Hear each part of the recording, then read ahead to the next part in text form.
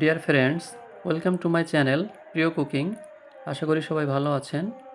আজকে আমি আপনাদের করে দেখাবো দেশি মুরগির ভুনা রেসিপি। ধাপে ধাপে রেসিপিটি করে দেখাবো যাতে করে সহজে বুঝতে পারেন ও শিখতে পারেন। তাহলে এখন দেখতে থাকুন কিভাবে রেসিপিটি তৈরি করি। আর হ্যাঁ, এরকম আরও মজাদার রেসিপি পেতে চ্যানেলটি সাবস্ক্রাইব করে সাথে থাকবেন। আমি নিয়েছি একটি দেশি মুরগি। প্রথমে মুরগিটি মিডিয়াম পিস করে কেটে নিব। 800 গ্রাম সলিড মাংস আছে এখানে।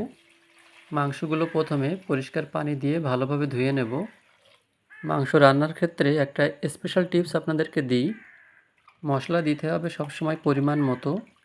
পরিমাণ আন্দাজ করতে না পারলে কম দিবেন, কিন্তু কোনো সময় বেশি দেওয়া যাবে না। বেশি দিলে মাংসের স্বাদ একেবারেই নষ্ট হয়ে যাবে। 800 গ্রাম মাংসের জন্য আমি নিয়েছি 6টা মিডিয়াম সাইজের পেঁয়াজ কুচি, 2টা বড় সাইজের রসুনের পেস্ট, অল্প পরিমাণে জিরা মরিচের পেস্ট, আদার পেস্ট, গরম মশলা, 4টা কাঁচামরিচ, 2টা শুকনা মরিচ ও 2টা তেজপাতা। চুলার জাল মিডিয়াম আঁচে রেখে তেল গরম করব। তেলটা গরম হয়ে গেলে দিয়ে দেব তেজপাতা ও গরম মশলা। তারপর দিয়ে দেব পেঁয়াজ কুচি। খেয়াল রাখতে হবে চুলার জাল যেন মিডিয়াম আঁচে থাকে এবং তেল খুব বেশি হিট না হয়ে যায়। এরপরে এগুলো ভালোভাবে নাড়াচাড়া করতে হবে। 2টা শুকনা মরিচও দিয়ে দিলাম।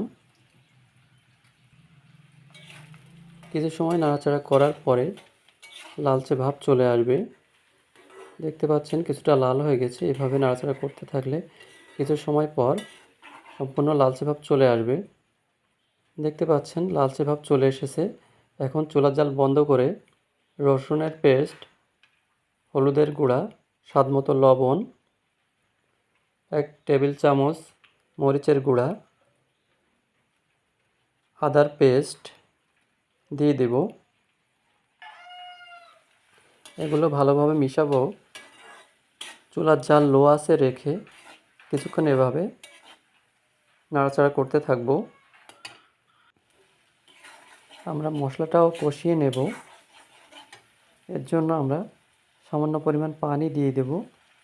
পানি দেওয়ার পর একটু নাড়াচাড়া করে ঢাকনা দিয়ে ঢেকে দেব।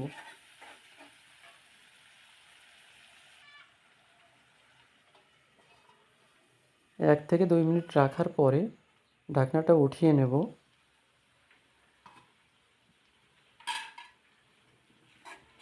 একটু নাড়াচাড়া করে নিব। কিছু সময় পর দেখবেন মশলাটা ঘন এবং লালচে হয়ে এসেছে। এখন আমরা এটাতে মাংস দিয়ে দেব।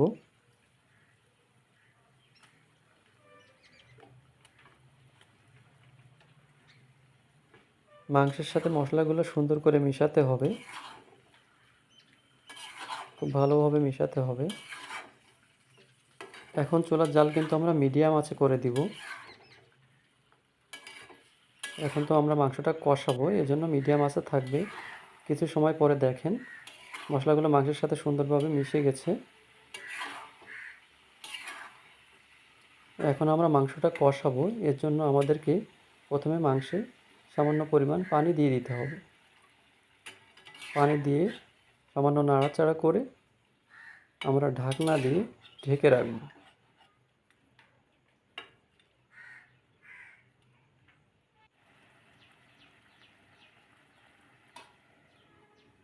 3 থেকে 4 মিনিট পরে আমরা আবার ঢাকনাটা উঠিয়ে নেব। এরপর আমরা নাড়াচাড়া করতে থাকব।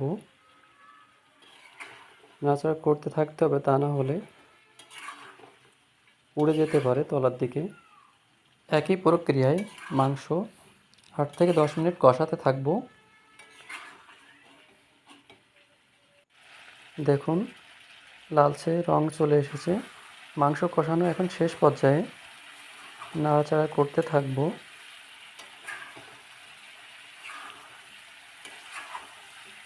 মাংস কষানো কিন্তু হয়ে গেছে।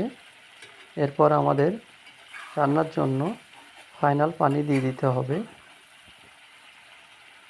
পানি দিয়ে দিচ্ছি।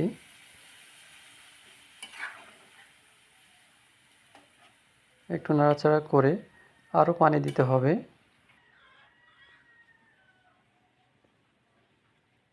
মাংস অনুযায়ী পানি দিতে হবে। আরও কিছু পানি দিয়ে দিলাম।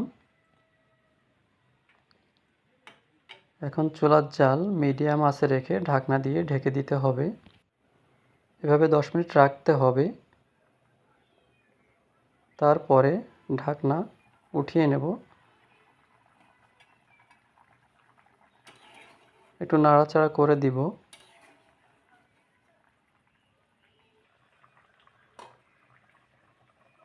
তারপর আবার ঢাকনা দিয়ে ঢেকে দেব। এভাবে আরও 20 মিনিট রাখব। তারপরে আমরা ঢাকনাটা উঠিয়ে দেখব কী অবস্থা। দেখতেই পাচ্ছেন মাংসটা কিন্তু রান্না হয়ে গেছে, একেবারে শেষ পর্যায়ে আছি আমরা। এখন সুন্দর ফ্লেভারের জন্য আমি দিয়ে দেব 2টা কাঁচা মরিচ এবং জিরা মরিচের যে পেস্ট ছিল সেটা ভালোভাবে মিশিয়ে দেব। এভাবে আর 4-5 মিনিট রাখলে রান্না কিন্তু শেষ হয়ে যাবে।